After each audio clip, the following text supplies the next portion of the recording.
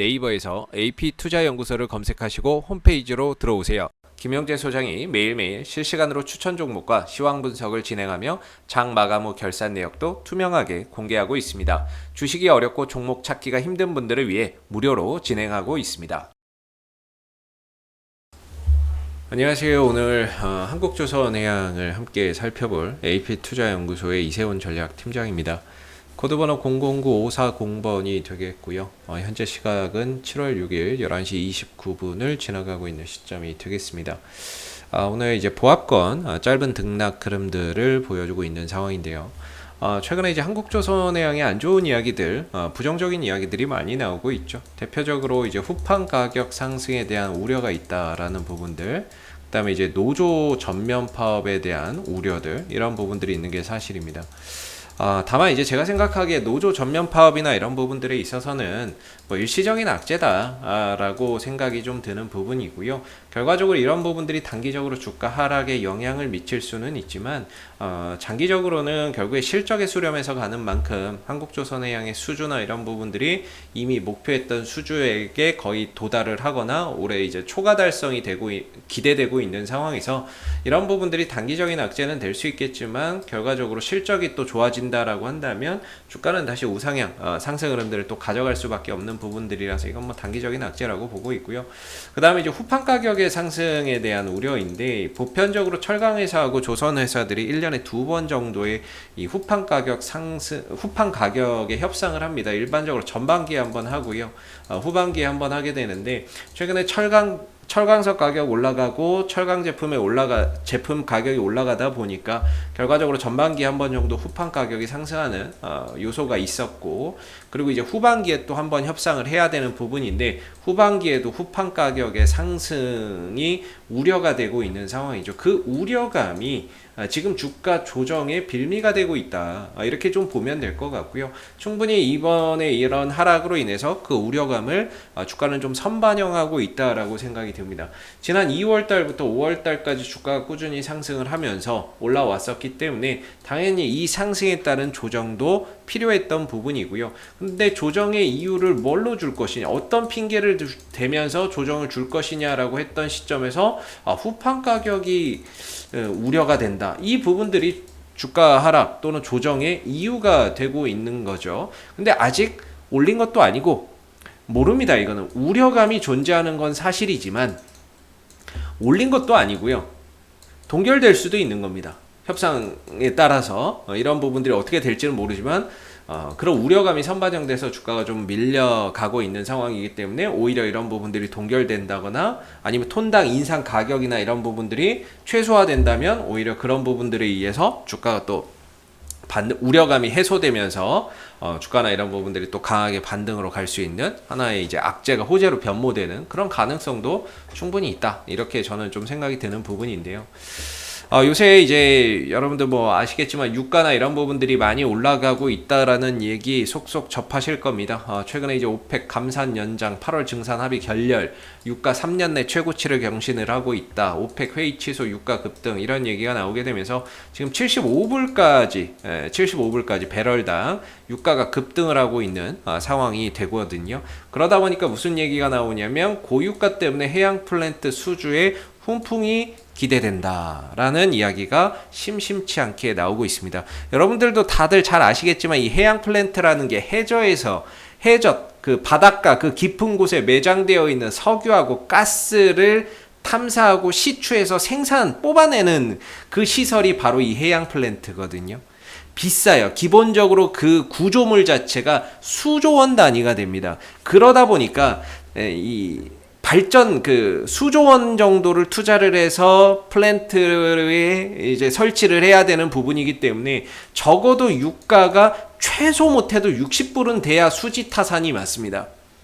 수지 타산, 그나마 60불은 돼야 수지 타산이 맞고 적어도 한 70불, 80불 정도는 돼야 그래도 수익성이 좀 나올 수 있는 부분이겠죠. 근데 이제 유가가 상승을 하게 되면서 점차 침체되어 있었던 이 해양 플랜트의 수주도 늘어나고 있다라는 부분들이 장기적으로 한국조선해양을 비롯한 국내 조선 3사에 상당히 긍정적인 요소가 될 거고, 수주 실적이나 수주 실적을 증가시키면서 장기적으로 실적 성장을 가져갈 수 있는 하나의 모멘텀이라고 저는 보고 있거든요. 그래서 이런 부분들 기사 클릭해서 보게 되면 이제 올해 발주가 예상되는 해양 플랜트 프로젝트가 총 10건인데 이 중에 상반기에 이미 6건의 프로젝트가 승인돼서 한국조선해양하고 대우조선해양이 이렇게 좀 따냈다라고 하죠. 각각 한 기씩을 수주를 했다라고 이야기를 하고 있고, 남은 이제 하반기에 예상되는 해양 플랜트의 프로젝트 발주나 이런 부분들이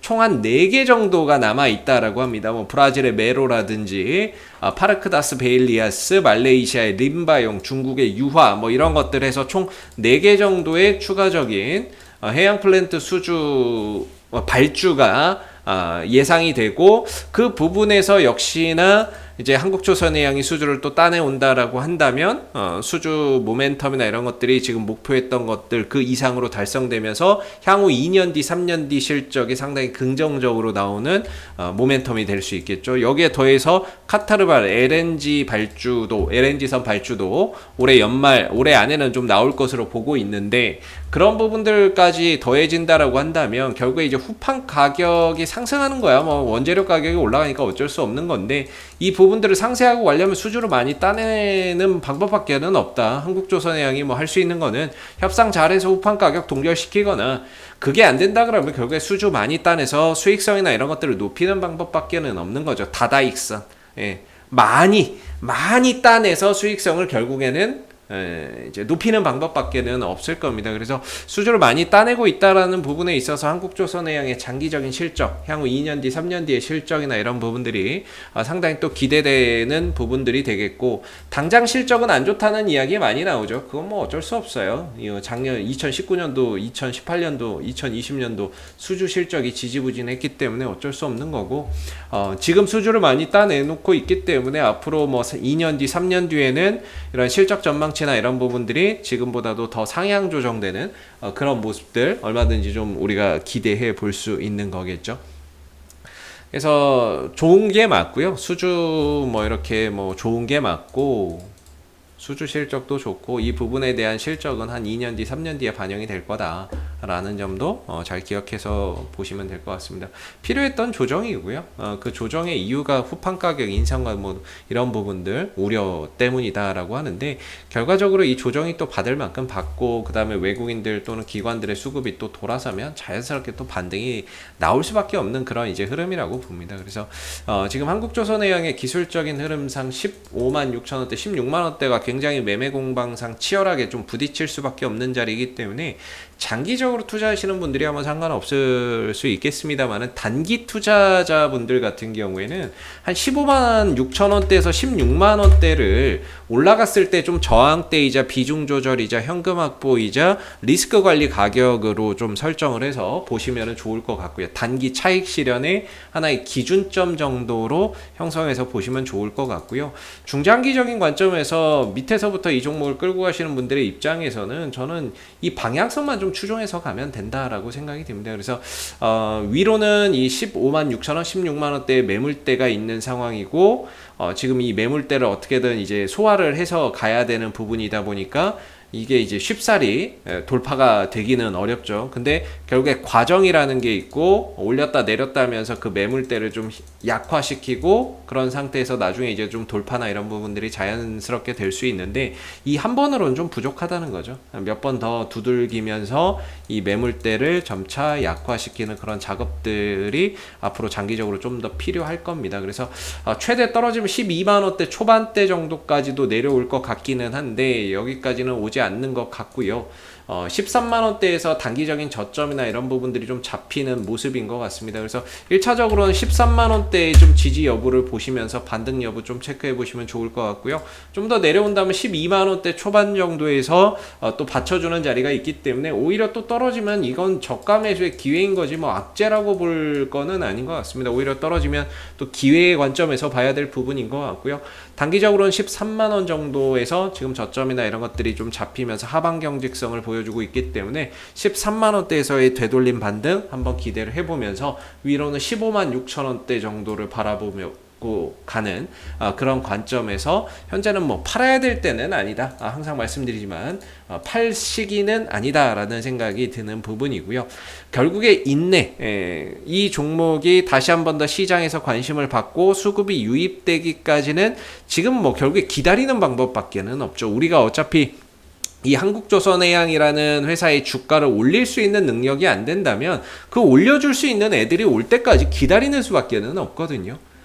그렇다면은 좋은 가격, 그 다음에 한국조선해양의 지지라인은 어느 정도인가 정도를 우리가 좀 생각을 하면서 이 정도면은 그래도 좀 이제 괜찮은 가격이다라는 부분들 또는 기술적으로 이 정도는 지지 라인이다라고 하는 부분들을 나름 좀 설정해서 봐야 되겠죠. 그 가격이 제가 보기에는 한 13만 원대에서 12만 원대 정도면은 뭐 거의 바닥이 아니겠느냐라고 생각이 들고 또 자연스럽게 회복 기간을 거쳐서 전고점 이 구간의 터치 시도나 이런 흐름들 분명히 또 나올 수 있을 거라고 보고요. 수급적인 부분에서는 이제 외국인들 오늘도 이제 매도를 열심히 보여주고 있죠. 그 외국인들이 던지는 물량들을 결국에 기관은 천주밖에 받지 않는 거 보니까 나머지는 개인들이 다 받고 있는 것 같은데 이런 이제 수급 기조 하에서는 주가가 올라가기가 어렵죠. 결국에 외국인들과 기관들이 사서 땡겨줘야 주가가 올라가는데 오늘 같은 경우도 외인들 기관들이 다소 이제 좀 매도를 하거나 대체적인 관망 시각을 유지를 하고 있는 부분들이라서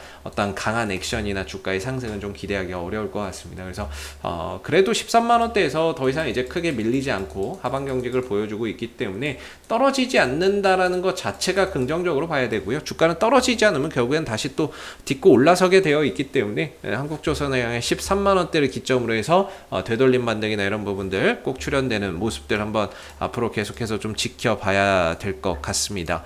혹시 이 밖에 또 궁금하신 종목 있으시면 네이버에서 AP투자연구소 검색하시고 홈페이지 와주시고요. 이슈 종목 분석 통해서 여러분들 궁금한 종목 또는 궁금증 해결해 가시고 가운데 무료 추천 종목 있으니까요. 무료 추천주 필요하시면 이 코너도 꼭 활용해 보시면 좋겠습니다. 마지막으로 테마주 검색기라고 있는데요. 저희 AP투자연구소에서 개발한 어플리케이션이 되겠고 그날 시장 주도주와 핵심 테마주, 상승률 상위 테마주가 무엇인지를 한눈에 포착해서 보기 쉽게 보여주는 어플리케이션이 되겠습니다. 모바일, PC 버전 두 가지가 있고요. 무료 어플이기 때문에 여러분들 주식 매매하시는데 분명히 이 어플이 도움이 되실 거라고 생각이 듭니다. 그래서 다운로드 많이 받으셔서 한번 활용해 보시고요. 앞으로도 한국조선해양은 이슈가 생길 때마다 계속해서 리뷰 영상 남겨드리고 있으니까요. 구독과 좋아요 한번 눌러주시고 오늘 영상 여기서 마무리하도록 하겠습니다. 감사합니다.